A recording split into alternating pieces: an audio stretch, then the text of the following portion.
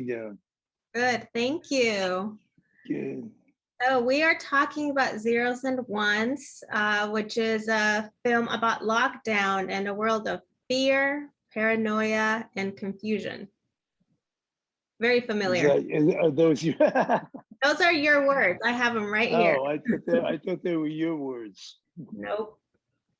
So tell us about your film. Well, did you see it? I did. And I want to talk a little later about cinematography and the locations, actor. All right. Well, good. Yeah, ask a question. I mean, it's hard to just talk about the film. I mean, what do you want to know about? Tell me what you want to know most of all.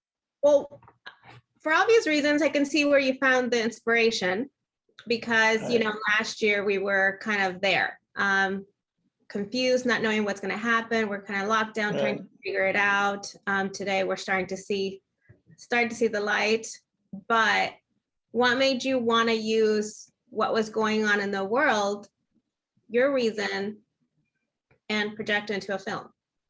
Well, why wouldn't I? You know, why would you not want to make a film about what you're experiencing at the moment? I mean, that's just how I work. I mean, that's how you're going to work anyway. You have no choice. You know, you're connected to the process, and the process is right in front of you, what you're seeing and how you're filming it. And you can only film with the reality. You know, for me, we're not dealing in CGI. We're not making, cartoons or, we're making films right outside our window. So for me, it's always been an expression of where I'm at and where, the world is at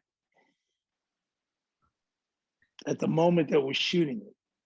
You know what I'm saying? Even if it's a period piece or even if it's a metaphor, it's the reality and the truth is the camera doesn't lie and you can't evade whatever is going on. But I don't try to evade it. I try to understand it. And I try to express who it is I am at the moment that we're making the movie. For your story, though, what made you want to have, in this case, the lead actor playing, two brothers, trying to figure out what's going on with the other to kind of save? Well, I mean, do you have a sister? I don't. Do you have a brother? I do. All right. So you know him probably more than, a stranger would know him. So if you're going to think about somebody that looks like Ethan and could play it, and it just seems like a natural choice. They're not in the same scenes together. So, I don't have to play any kind of games like that, although I probably could do that too if I wanted. But,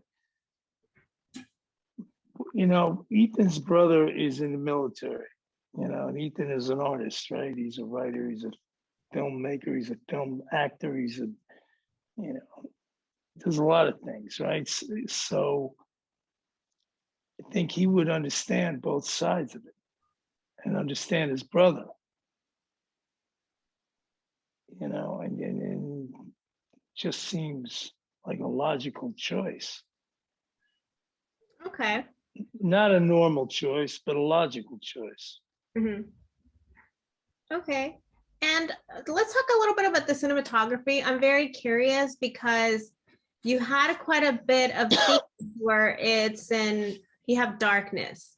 What's the message you were trying to deliver there? It's dark. I mean, black is black and the world is dark, It's only artificially lit when you watch it on television or you watch it in the movies. And then you're seeing a very which sometimes can work and sometimes is ridiculous because they're not using light in a very artistic way, but they're using light in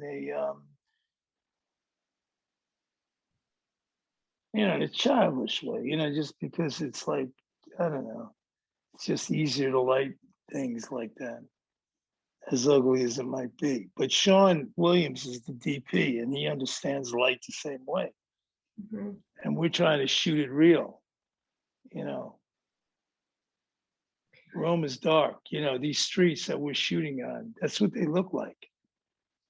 So basically, we're in situations we're trying to film things and people how they are, not how they look like on television.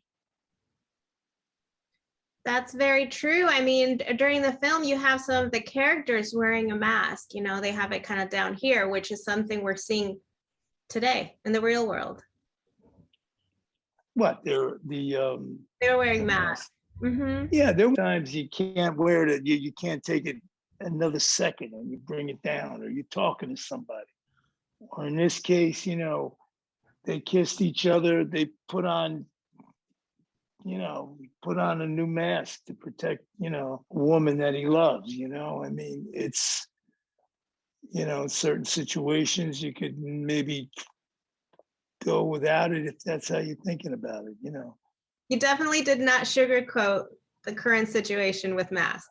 I mean, why would, I mean, how could you, you know what I mean? It is what it is. Plus, we shot this before vaccination. I mean, we had to keep the actors safe. Oh, okay. We Facilitated. did, I mean, yeah, we were all taking, we were taking the tests, swab tests and whatever, but there was no vax. So, I mean, I don't know how you shoot a movie without, some degree of masking people. Mm-hmm. Now, can you share about Ethan coming on board in this project? Yeah, I mean, it just shows his courage and his, again, he's an artist, he's a filmmaker. He I mean, he explains it at the end, he really wasn't. I don't write that much, I'm like a little hesitant to really commit all the ideas I have to a piece of paper, only because once you do, it kind of makes them more, certain than you might have, you might have in your mind, that you approach things not with so much certainty, but you need the confidence of the people around you to pursue a film, to go into a film like that. Mm-hmm. Where you're going to let things happen, and you're going to trust the process and know that it's gonna come together in the best way. When everybody is all thinking the same and all thinking, and everyone is involved in the creative, process, not just the director. And why did you pick Rome? Watching the film gave me a little Rome nostalgia. Why? You've been here? Mm-hmm. When? I was there I was April 2019. Oh, really? What were you doing here? I took a family trip with my mom and my little brother because he was graduating from high school. Oh, wow. Did you like it? I loved it. I need to go back. Well, come back anytime you want. It's a cool city. I'm from New York, and I moved here. I've been working on and off in Rome for like 20 years, but the last 7 years I came and I moved. I met somebody, I had a child kind of late in my life, but, so that kind of kept me here and focused me here. And it's a beautiful city, and it's a good place to work because there's a great appreciation for the culture and art and what I do.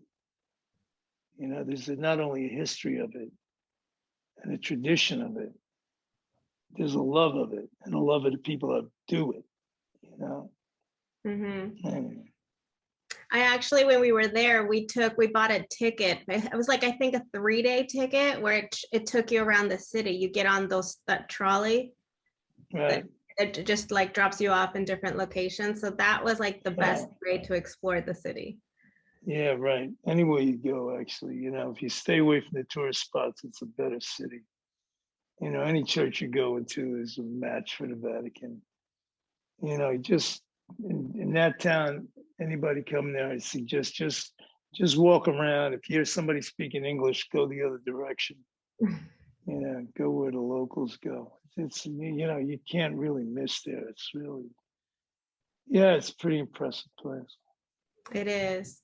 So is there anything you can share that you'll be working on after, or we'll be seeing of your work after? I'm doing a film right now with Shia LaBeouf called Padre Pio. That's exciting. You know Shia? I don't know him, but I know who he is. Yes. Do you like him? I do one of the last films that I saw was, forgot the name, but kind of going back to a little bit of his childhood, right? Honey Boy. Honey Boy, there we go. Tax Collector too. I almost forgot. All right.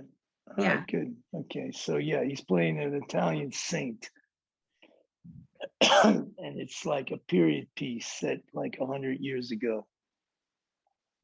And there was a pandemic there too during the Spanish flu, but we're not too fixated on the Spanish flu, but we're fixated on, a little bit like zeros and ones, a revolution going on. Okay, well, great. Well, thank you so much for your time and discussing this new Thank you. film. People are going to enjoy it. Thank you. Take care. Adios. Ciao, ciao.